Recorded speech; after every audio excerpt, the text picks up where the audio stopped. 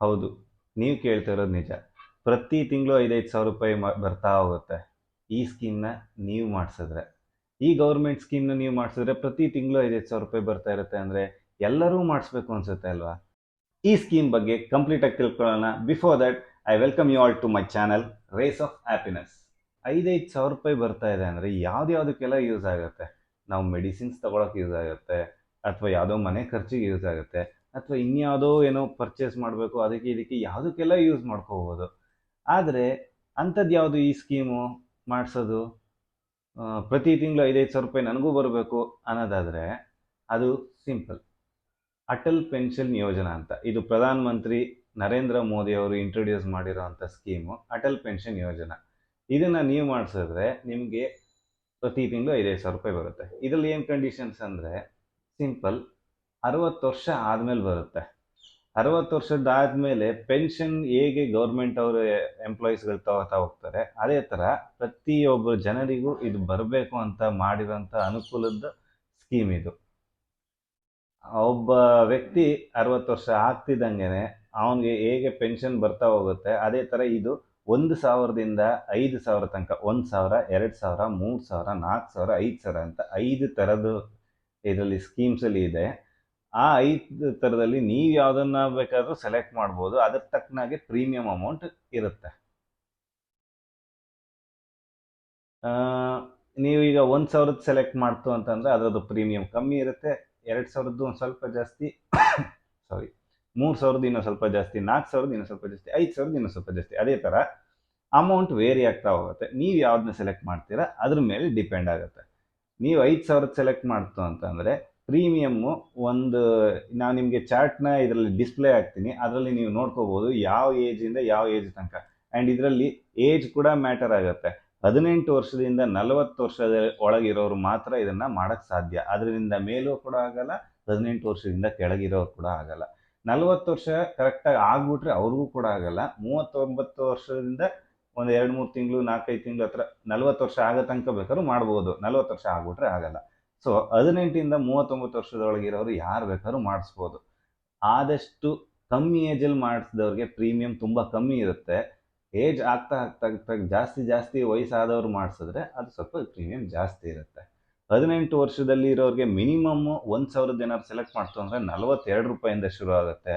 ಹಾಗೆ 5,000ದ್ದು ಪ್ರೀಮಿಯಮ್ದು ಪ್ರತಿ ತಿಂಗಳು 5,000 ಪೆನ್ಷನ್ದು ತಗೋಬೇಕು ಅಂತ ಇರೋರು, ಏಜ್ 39 ದಾಟಿ ಇರೋರು ಮಾಡಿಸ್ಬೇಕು ಅನ್ನೋದಾದರೆ 1,318 ರೂಪಾಯಿ ಪ್ರತಿ ತಿಂಗಳು. ಇದನ್ನು ಪ್ರೀಮಿಯಂ 1,318 ರೂಪಾಯಿ ಕಟ್ಕೊಂಡು ಹೋಗ್ತಾ ಇದ್ದಾರೆ ಅಂತಂದರೆ ಅವ್ರಿಗೆ 60 ವರ್ಷ ಆದಮೇಲೆ ಪ್ರತಿ ತಿಂಗಳು 5,000 ರೂಪಾಯಿ ಬರ್ತಾ ಹೋಗುತ್ತೆ. ಅದೇ 18 ವರ್ಷ ಇರೋರು 5,000 ರೂಪಾಯಿ ತಗೋಬೇಕು ಅಂದರೆ ಅದಕ್ಕೆ ತಕ್ಕಂಗೆ ಏಜ್ ಕಮ್ಮಿ ಆಗ್ತಾ ಪ್ರೀಮಿಯಂ ಕೂಡ ಕಮ್ಮಿ ಇರುತ್ತೆ. ನಿಮಗೆ ನಿಮ್ಮ ಏಜ್ ಯಾವುದು, ನಿಮಗೆ ಬರಬೇಕಾಗಿರೋ ಪ್ರೀಮಿಯಂ ಅಮೌಂಟ್ ಎಷ್ಟು, ನಿಮಗೆ ಬರಬೇಕಾಗಿರೋ ಪೆನ್ಷನ್ ಅಮೌಂಟ್ ಯಾವುದು ಅಂತ ನೀವು ಈ ಚಾರ್ಟಲ್ಲಿ ಹಾಕಿರ್ತೀವಿ. ನಿಮ್ಗೆ ಎಷ್ಟು ಬರುತ್ತೆ ನೀವು ನೋಡ್ಕೋಬೋದು. ಈ ಚಾರ್ಟಲ್ಲಿರುವಂಥ ಪ್ರೀಮಿಯಂ ನೀವು ಪ್ರತಿ ತಿಂಗಳು ಕಟ್ಕೋತಾ ಹೋಗ್ತು ಅಂತಂದರೆ ನಿಮಗೆ 60 ವರ್ಷ ಆಗ್ತಿದ್ದಂಗೆ ನಿಮಗೆ ಪ್ರತಿ ತಿಂಗಳು ಪೆನ್ಷನ್ ಬರ್ತಾ ಹೋಗುತ್ತೆ. ನೀವು ಇರೋ ತನಕ ಬರ್ತಾ ಹೋಗುತ್ತೆ. ಇದರಲ್ಲಿ ಇನ್ನೊಂದು ಗುಡ್ ನ್ಯೂಸ್ ಏನು ಅಂತಂದರೆ, ನೀವಿರೋ ತನಕ ನಿಮಗೆ ಬರ್ತಾ ಹೋಗುತ್ತೆ. ನಿಮ್ಗೆ ಏನಾದ್ರು ಹೆಚ್ಚು ಕಮ್ಮಿ ಆಯಿತು ಅಂತಂದರೆ ನಿಮ್ಮ ಸ್ಪೂಸ್ ಅಂದರೆ ಹಸ್ಬೆಂಡ್ಗೆ ವೈಫ್ಗೆ ಹಸ್ಬೆಂಡ್, ಆ ಥರ ಯಾರು ಸ್ಪೂಸ್ ಇರ್ತಾರೆ ಅವ್ರಿಗೂ ಕೂಡ ಇದೇ ಇದು ಪೆನ್ಷನ್ ಕಂಟಿನ್ಯೂ ಆಗ್ತಾ ಹೋಗುತ್ತೆ. ಇದು ಅವ್ರಿಗೆ ಆಪ್ಷನ್. ಅವ್ರು ಬೇಕಾದ್ರೆ ಪೆನ್ಷನ್ ನಾನಿರೋ ತನಕ, ಈಗ ನನಗೆ ಫಾರ್ ಎಕ್ಸಾಂಪಲ್ ನನಗೆ 60 ವರ್ಷ ಆಯಿತು, ನನಗೆ 5,000 ರೂಪಾಯಿ ಪ್ರತಿ ತಿಂಗಳು ಬರ್ತಾ ಇರುತ್ತೆ, ನಾನು ಇರೋ ತನಕನೂ ಬರ್ತಾ ಇರುತ್ತೆ. ನನಗೇನಾದ್ರು ಹೆಚ್ಚು ಕಮ್ಮಿ ಆದಾಗ ನಂದು ವೈಫಿಗೆ ಅದೇ ಪೆನ್ಷನ್ ಅಮೌಂಟ್ ಕಂಟಿನ್ಯೂ ಆಗ್ತಾ ಹೋಗುತ್ತೆ. 5,000 ರೂಪಾಯಿ ಅವ್ರಿಗೆ ಬರ್ತಾ ಹೋಗುತ್ತೆ, ಅವ್ರು ಇರೋ ತನಕನೂ ಬರ್ತಾ ಹೋಗುತ್ತೆ. ಈ ಆಪ್ಷನ್ನು ಅವರಿಗೆ ಬೇಡ ಅನ್ನೋದಾದರೆ ನಾನು 60 ವರ್ಷದ ತನಕ ಏನು ಕಟ್ಟಿರ್ತೀನಿ ಅದಕ್ಕೆ ವಿತ್ ಇಂಟ್ರೆಸ್ಟ್ ಅವ್ರಿಗೆ ಒಟ್ಟಿಗೆ ಕೊಟ್ಬಿಡ್ತಾರೆ. ಇದರಲ್ಲಿ ಇನ್ನೊಂದು ಅಡ್ವಾಂಟೇಜ್ ಏನಿದೆ ಅನ್ನೋದಾದರೆ ಕಾರ್ಪಸ್ ಅಮೌಂಟ್ ಅಂತ ಒಂದಿದೆ. 60 ವರ್ಷದ ಒಳಗೆ ಏನಾದರೂ ಹೆಚ್ಚು ಕಮ್ಮಿ ಆಯಿತು ಅಂತಂದರೆ ನಾಮಿನಿಗೆ ಕಾರ್ಪಸ್ ಅಮೌಂಟು 1,70,000. 1,000 ಪ್ರೀಮಿಯಮ್ದಲ್ಲಿ ಮಾಡಿಸಿದ್ರೆ 1,70,000, ಹಾಗೆ 5,000 ಮಾಡಿಸಿದ್ರೆ 8,40,000. ಹೀಗೆ 1,000, 2,000 ಬೇರೆ ಬೇರೆ ಕಾರ್ಪಸ್ ಅಮೌಂಟ್ ಇದೆ. ಅದನ್ನು ಕೂಡ ಈ ಚಾರ್ಟಲ್ಲಿ ಹಾಕಿರ್ತೀವಿ, ನೀವು ನೋಡ್ಬೋದು. ಈ ಕಾರ್ಪಸ್ ಅಮೌಂಟ್ ಇರುತ್ತೆ. ಅದು 60 ವರ್ಷದ ಒಳಗೆ ಏನಾದರೂ ಹೆಚ್ಚು ಕಮ್ಮಿ ಆದರೆ ಅವರಿಗೆ ಅವ್ರ ವೈಫು ಇದನ್ನು ಕಂಟಿನ್ಯೂ ಮಾಡ್ಕೊಂಡು ಹೋಗ್ಬೋದು. ಈ ಪೆನ್ಷನ್ ಅಮೌಂಟ್ ಈಗ ಫಾರ್ ಎಕ್ಸಾಂಪಲ್ ನಾನೀಗ APY ಸ್ಕೀಮ್ನ ಮಾಡಿಸಿದ್ದೀನಿ. ನನಗೆ 60 ವರ್ಷ ಆಗೋದ್ರೊಳಗೆ ಏನಾದರೂ ಹೆಚ್ಚು ಕಮ್ಮಿ ಆಯಿತು ಅಂದರೆ ನನ್ನ ವೈಫು ಅದೇ ಸ್ಕೀಮ್ನ ಕಟ್ಕೊಳ್ತಾ ಪ್ರೀಮಿಯಂ ಕಟ್ಕೊತಾ ಹೋಗ್ಬೋದು. ನನಗೆ 60 ವರ್ಷ ಆಗೋ ತನಕ, ನನಗೆ 60 ವರ್ಷ ಆಗೋ ತನಕ ಅವ್ರು ಕಂಟಿನ್ಯೂ ಆಗ್ತಾ ಹೋಗ್ಬೋದು. ನನಗೆ 60 ವರ್ಷ ಮುಗೀತಿದ್ದಂಗೆ ಅವ್ರದ್ದು ಪೆನ್ಷನ್ ಅಮೌಂಟ್ ಏನಿದೆ ಅದನ್ನು ಅವ್ರಿಗೆ ಬರ್ತಾ ಹೋಗುತ್ತೆ. ಅದೇ ಅವ್ರಿಗೆ ಇದೇ ಥರ 2 ಆಪ್ಷನ್ ಇರುತ್ತೆ. ಅವರು ಕಂಟಿನ್ಯೂ ಮಾಡ್ಕೋತಾ ಹೋಗ್ಬೋದು, ಇಲ್ಲ ಅಂದರೆ ಕಾರ್ಪಸ್ ಅಮೌಂಟ್ ತೊಗೊಳ್ಬೋದು. ಕಾರ್ಪಸ್ ಅಮೌಂಟ್ ನಾನು ಆಗಲೇ ಹೇಳಿದ್ನಲ್ಲ, ಆ ಥರ ಅಮೌಂಟ್ ಬರುತ್ತೆ, ಅದು ಬೇಕಾದ್ರೆ ತೊಗೋಬೋದು. ಅಕಸ್ಮಾತ್ ನಮಗೆ ಮದುವೆನೇ ಆಗಿಲ್ಲ ಅಥವಾ ನನಗಿನ್ನ ಮುಂಚೆನೇ ನಮ್ಮದು ಸ್ಪೂಸ್ ಯಾರೋ ಇರಲ್ಲ, ಆ ಥರ ಇತ್ತು ಅಂತಂದರೆ ನಾಮಿನಿ ಯಾರು ಕೊಟ್ಟಿರ್ತಾರೆ ಅವ್ರಿಗೆ ಡೈರೆಕ್ಟ್ ಕಾರ್ಪಸ್ ಅಮೌಂಟ್ ಇರುತ್ತೆ, ಅವ್ರಿಗೆ ಕಂಟಿನ್ಯೂ ಮಾಡೋ ಆಪ್ಷನ್ಸ್ ಇರಲ್ಲ.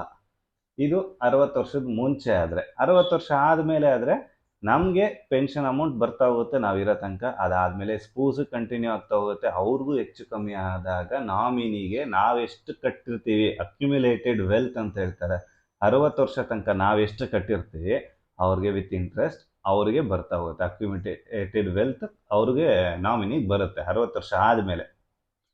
ಆಮೇಲೆ ಇದನ್ನು ಮಾಡಿಸ್ಕೋಬೇಕು ಅನ್ನೋದಾದರೆ ಏನೇನು ಬೇಕು ನಮಗೆ?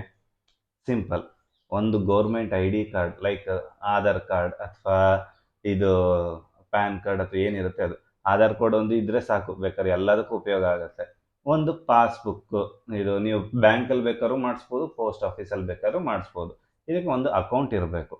ಅಕೌಂಟ್ ಇದ್ದರೆ ಸಾಕು, ತಾನೇ ಇದು ಅವರು ಒಂದು ಫಾರಮ್ ಕೊಡ್ತಾರೆ, ಈ ಥರ APY ಸ್ಕೀಮ್ದು ಒಂದು ಫಾರಮ್ ಕೇಳಿ ಅಲ್ಲಿ ನೀವು ಬ್ಯಾಂಕಿಗಾರು ಹೋಗಿ ಪೋಸ್ಟ್ ಆಫೀಸ್ಗಾರು ಹೋಗಿ ಅಲ್ಲಿ ಒಂದು ಫಾರಮ್ ಕೊಡ್ತಾರೆ, ಫಿಲಪ್ ಮಾಡಿ ಇದನ್ನು ಕೊಟ್ಟರೆ ಅವ್ರು ಮಾಡಿಕೊಡ್ತಾರೆ. ಇದು ಸಿಂಪಲ್. ಇದರಲ್ಲಿ ನಿಮಗೆ ಈಗ ನಾವು ಕಟ್ಕೋತಾ ಹೋಗ್ಬೇಕು, ಹೆಂಗೆ ಕಟ್ಕೋತಾ ಹೋಗ್ಬೇಕು ಅಂತ ನಿಮಗೆ ಈಗ ತಲೆನೋವು ಇರುತ್ತೆ.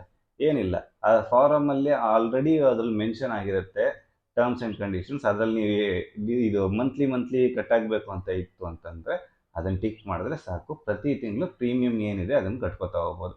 ನಿಮಗೆ ಅಕಸ್ಮಾತ್ ನಮಗೆ ಪ್ರತಿ ತಿಂಗಳು ಕಟ್ಟೋಕ್ಕಾಗಲ್ಲ, ನನಗೆ ಒಂದು 3 ತಿಂಗ್ಳಿಗೆ ಒಂದ್ಸಲ ಕಟ್ತೀನಿ ಅಥವಾ 6 ತಿಂಗ್ಳಿಗೆ ಒಂದ್ಸಲ ಕಟ್ತೀನಿ, ಆ ಥರ ಬೇಕಾದರೂ ಆಪ್ಷನ್ಸ್ ಇದೆ. ಇದರಲ್ಲಿ ಪ್ರತಿ ತಿಂಗಳು ಬೇಕಾದರೂ ಕಟ್ಬೋದು, 3 ತಿಂಗ್ಳಿಗೆ ಒಂದ್ಸಲ ಬೇಕಾದರೂ ಕಟ್ಬೋದು, 6 ತಿಂಗ್ಳಿಗೆ ಒಂದ್ಸಲ ಬೇಕಾದ್ರೂ ಕಟ್ಬೋದು, ವರ್ಷಕ್ಕೆ ಒಂದ್ಸಲ ಬೇಕಾದರೂ ಕಟ್ಬೋದು. ಅದೇ ಥರ ಪ್ರೀಮಿಯಮ್ಗೆ ಕ್ಯಾಲ್ಕುಲೇಟ್ ಆಗಿ ಬರುತ್ತೆ. ನಿಮ್ಗೆ ಅದನ್ನು ಕೊಡಬೇಕಾದ್ರೆ ಇಂಥ ನನಗೆ ಇಷ್ಟು ತಿಂಗಳು ಕಟ್ತೀನಿ ಅಂತ ಕೊಟ್ಟರೆ ಸಾಕು, ಅಲ್ಲೇ ನಿಮಗೆ ಪ್ರೀಮಿಯಂ ಅಮೌಂಟ್ ಕ್ಯಾಲ್ಕುಲೇಟ್ ಆಗಿ ಬರುತ್ತೆ, ಅದನ್ನು ನೀವು ನೋಡ್ಕೋಬೋದು. ಆ್ಯಂಡ್ ನೀವು ಇದನ್ನ ನೆನಪಿಸ್ಕೊಂಡು ಹೋಗಿ ಕಟ್ಟಬೇಕು ಅಂತಲೂ ಇಲ್ಲ.